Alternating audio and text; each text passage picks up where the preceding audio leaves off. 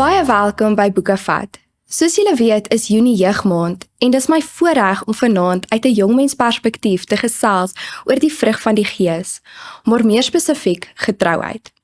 Getrouheid word reg oor die Bybel in verband met God se karakter gebruik.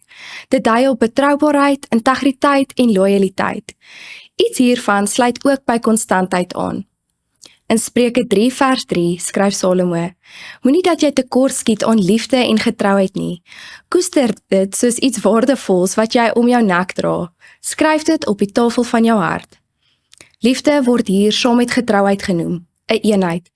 Liefde sonder getrouheid is maar net 'n emosie, maar saam word die 9 eienskappe van die Gees die boustene van 'n stabiele verhouding. Ons moet hierdie eienskappe soos 'n halsnoer of iets waardevols naby ons harte dra. Maar getrouheid moenie net 'n versiering wees nie, dit moet vanuit ons diepste binneste groei. Getrouheid begin by God en ons word geroep om hierdie karakter te weerspieël deur gehoorsaamheid en toewyding aan God en in ons verhoudings, woorde en dade met die mense om ons. Dra jy liefde en getrouheid net as 'n versiering of is dit deel van jou leefwyse? Tot volgende keer.